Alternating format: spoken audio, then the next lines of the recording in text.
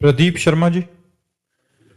राधे राधे महाराज जी। गुरुदेव भगवान, आपने बताया है कि कलयुग में मानसिक पाप का कोई फल नहीं मिलता, वह मानसिक पाप क्रिया में जब तक नहीं उतर जाता। परंतु आपने यह भी बताया कि संतों व वैष्णवों के प्रति दोष दर्शन मात्र के परिणाम स्वरूप भजन रुक जाता है। महाराज जी, इन दोनों में मानसिक चिंतन ही हो रहा है, परंतु परिणाम फल में भिन्नता क्यों है?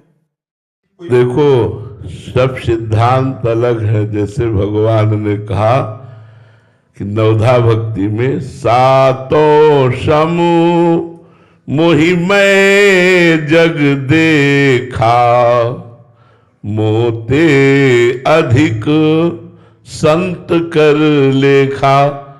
यदि संत के प्रति मानसिक अपराध हो जाएगा तो आपको दंड भोगना पड़ेगा। संत सांसारिक सिद्धांत में नहीं है, संत भागवतिक सिद्धांत में है। ये सांसारिक सिद्धांत है कि यदि मन में आपने इनके प्रति पाप भावना की तो आपको दंड नहीं मिलेगा।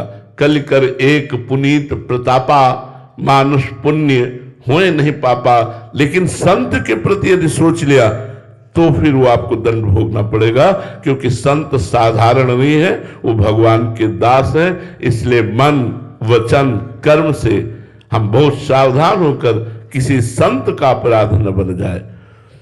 परदोष दर्शन, परदोष कथन, परदोष श्रवण, ये हमारा पतन कर देते हैं। इसलिए हमें संतों के अपराध से बचना चाहिए। संतों में सांसारिक नियम नहीं लागू होगा कि मन का सोचा हुआ दोष दर्शन या पाप संत के प्रति और हमें कोई दंड नहीं मिले। उसी समय से भजन रुक जाएगा, उसी समय से अशांति पैदा हो जाएगी, उसी समय से विघ्न पैदा हो जाए। संत के प्रति दोष दर्शन नहीं। महाराज जी, इसमें एक वो था, जैसे हमारे मन में तो महाराज जी किसी की ऐसी क्रिया देखी, उसके प्रति ऐसा अंदर भाव आ गया। एक अंदर से महाराज जी आपने बताया था कि अंदर से मलिन अंतःकरण हो गया, उसके कारण भजन रुक गया। एक है महाराज जी पाप कर्म बन गया, उसका पाप कर्म का फल भोगना पड़ेगा। तो महाराज जी इसमें जो अंदर का, क्योंकि संतों साधकों का चिंतन विशेषकर महाराज जी भजन के प्राण होता है, तो महाराज जी उसमें क्या भजन रुक जाता है बट उसका पाप नहीं लगेगा, ऐसा है क्या? नहीं, भजन रुक जाने पर उसके जलन शुरू होगी ना, वही उसका प्रायश्चित हो जाएगा। वो जो एक जलन होती है, शांति पैदा होगी, व्यथा पैदा होगी, उससे वो पवित्र हो जाएगा। और अगर जिस संत के प्रति उसे मानसिक प्रणाम कर ले कि हे भगवान, मैं नीच जीव हूं, मेरे द्वारा ऐसा सोचना, ऐसा संकल्प करना, ऐसा बोलना स्वाभाविक है, क्योंकि मैं पतित जीव हूं। आप महापुरुषों की महिमा को मैं नहीं जानता, इसलिए मैं मन वचन कर्म से क्षमा चाहता हूं, आप कृपा कीजिए। निश्चित निश्चित वो दोष तुरंत शांत हो जाएगा और भजन में प्रवृत्ति हो जाएगी। महाराज जी पाप और अपराध में फर्क? हाँ, अब अगर पाप कर्म बन जाता है तो वो क्षमा याचना से नहीं जाएगा, उसके लिए आपको अनुष्ठान करना पड़ेगा उस पाप की गरुता या लघुता देख करके। जैसे मान लो आपके द्वारा व्यभिचार हो गया, अब आपको हमें क्षमा कर दो। अब उसकी बात यह होगी कि क्षमा तब होगा जब नियम लो कि अब लो नशानी, अब ना नशई हो, आज तक की आप नहीं करूंगा, और फिर ना करो और खूब नाम जप करो और भगवान चाहे तो क्षमा कर दे, उसमें ऐसा है। लेकिन ये संत के प्रति दोष दर्शन, इसकी बात कह रहा हूं। अगर आपने निंदा कर दी तब तो उसके चरणों में जाके गिरना पड़ेगा और उससे क्षमा याचना मांगनी पड़ेगी।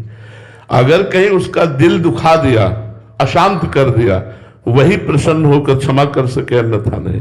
बड़ा सूक्ष्म अपराध है संत अपराध, बड़ा सूक्ष्म अपराध, इसकी बड़ी सूक्ष्मता से चर्चा की गई है। इसलिए हमें लगता है हम वेश मात्र को भगवान का स्वरूप माने, संत वेश मात्र के चरणों में दंडवत करें। वो जो करेंगे वो भगवान जानते हैं, लेकिन हमें अपने भाव पवित्र और अपनी साधना और अपने हृदय को निर्विकार करने के लिए सब संतों की चरण धूलि की ही वंदना करनी चाहिए, सब संतों में नमस्कार करना चाहिए।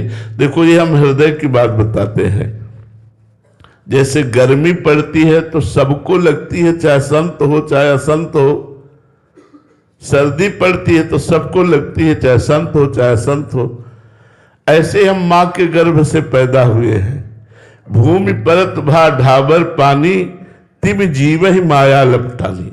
अब हम भगवान के मार्ग में चल रहे तो हमसे गलती हो सकती है, काम की, क्रोध की, लोभ की, मोह की हमसे गलती हो सकती है, क्योंकि मायाकृत शरीर है और काम क्रीड़ा से ही हमारा प्रादुर्भाव हुआ है। हम संकल्प से नहीं पैदा हुए, हम काम क्रीड़ा से पैदा हुए।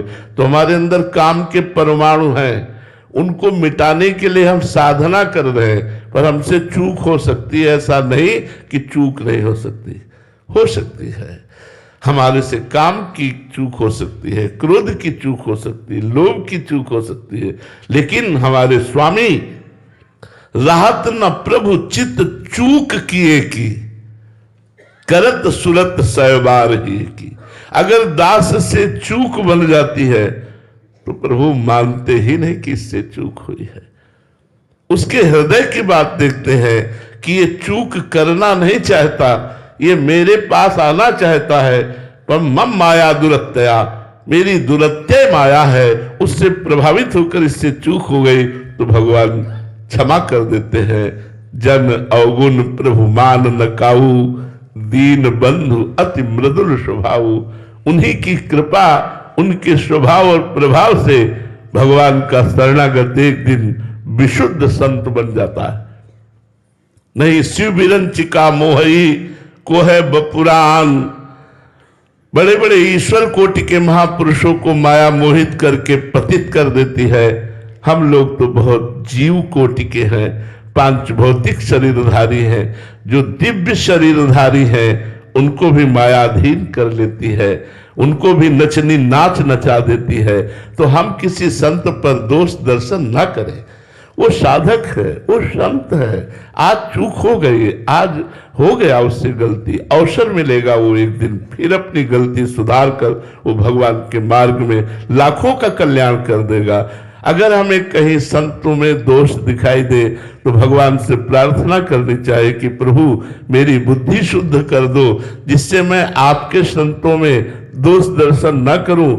आप सबके हृदय में विराजमान हैं, यही देखकर मैं सबको प्रणाम करूं।